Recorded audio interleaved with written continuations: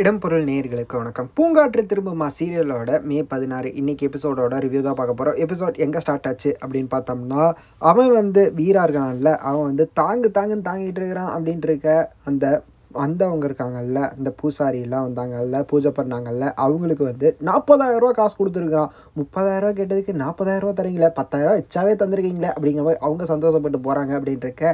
இன்னும் சர்ப்ரைஸ் இருக்குது அப்படிங்கிற மாதிரி, என்னது இன்னும் சர்ப்ரைஸா, என்ன மாப்பிள்ள இவ்வளோ சர்ப்ரைஸ் பண்ணுறீங்க அப்படிங்கிற மாதிரி வந்து டேட்டோ ஆர்டிஸ்ட்டை கூப்பிட்டு வந்து டேட்டோ போட்டுக்கிறான். ஆனந்தி அப்படிங்கிற பேரை வந்து அவன் கையிலையும், வீரபத்ரன் அப்படிங்கிற பேரை அவ கையிலையும் டேட்டோ போடணும் அப்படின்ட்டு இவன் வந்து டேட்டோ போட ஆரம்பிக்கிறான். டேட்டோ போட்டு முடிச்ச உடனே, ஆனந்தி வா உட்காரு டேட்டோ போட்டுக்கோ அப்படின்னு உடனே அவன் வந்து கிளவரா, எனக்கு ஆல்ரெடி டேட்டோ போட்டிருக்கேன், எங்கே பார்த்தீங்களா டேட்டோ போட்டிருக்கேனா, இது போட்டக்கு 15லேருந்து 20 நாள் எனக்கு உடம்பு சரியில்லாமல் போயிடுச்சு, அதனால எனக்கு டேட்டோ வேணாம் அப்படிங்கிற மாதிரி வந்து சொல்லிடுறா.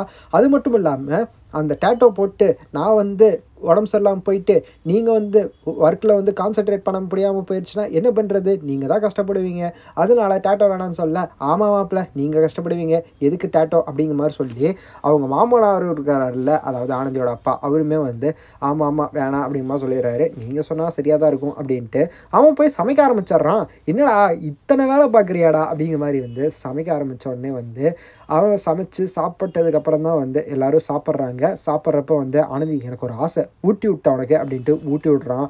அவளை ஊட்டி விட சொல்லி ஃபோர்ஸ் பண்ணுறான் அப்படின்ட்டு இருக்க.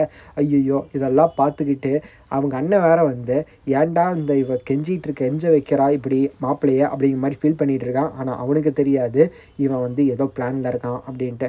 ஸோ அந்த 1,00,000 ரூபா கொடுத்ததில் 3,00,000 ரூபா செலவு பண்ணியிருக்கிறான்ப்பா. டைமண்ட் உட்பட வந்து 3,00,000 ரூபா நான் உனக்கு செலவு பண்ணியிருக்கிறேன், அந்த காசெல்லாம் உன் கணக்கில் தான் வரும் அப்படிமா சொல்ல அதை தூக்கி எறிகிறா. அந்த இடத்துல வந்து நாளைன்னு போட்டு சின்ன கிளிப்ஸ் போட்டுறாங்க. அது முடியுது. அதுக்கு முன்னாடியே வந்து குமரன் இருக்கான்ல, அவனோட சின்ன போர்ஷன் ஒன்று காட்டுறாங்கப்பா. அவன் வந்து அவனோட தறியில் வேலை செஞ்சுட்டு இருக்கப்ப வந்து அவனோட ஃப்ரெண்ட் இருக்கான்ல, அவன் வந்து ஞாபகப்படுத்துகிறான், இந்த பொண்ணு ஒன்று தேடு போகணும், ஞாபகம் இருக்குதா கோயிலுக்கு, அதுக்கு தான் வந்து என்னை வச்சிருக்கேன், இதை கூட ஞாபகப்படுத்தலை திட்டுவேன் அப்படிங்கிற மாதிரி சொல்கிறான். அந்த இடத்துல தொடரும் போட்டு முடிக்கிறாங்க. அவன் வந்து அந்த பார்க்குறான், அவள் கையில் இருந்து, அதாவது ஆனந்தியோட அந்த துப்பட்டாவிலேருந்து பிஞ்சதை வந்து பார்த்துட்டு இருக்கிறான். ஸோ அதை வச்சிருக்கிறான்ல, அதை பார்த்துட்டு இருக்கிறான். அந்த இடத்துல தொடரும் போட்டு முடிக்கிறாங்க. அதுக்கப்புறம் வந்து ஆனந்தி கணக்கில் தான் அந்த 3,00,000 ரூபான்னு சொன்னேன்ல, அந்த போர்ஷன் வந்துச்சு.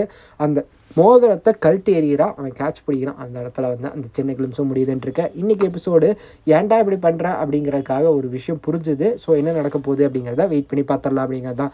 ஸோ இந்த வீடியோ பிடிச்சிருந்தா லைக் பண்ணிட்டு மறக்காமல் சப்ஸ்கிரைப் பண்ணுங்க. அப்போ தானே நாங்கள் போகிற வீடியோஸ் உங்களுக்கு ரெகுலராக வரும்.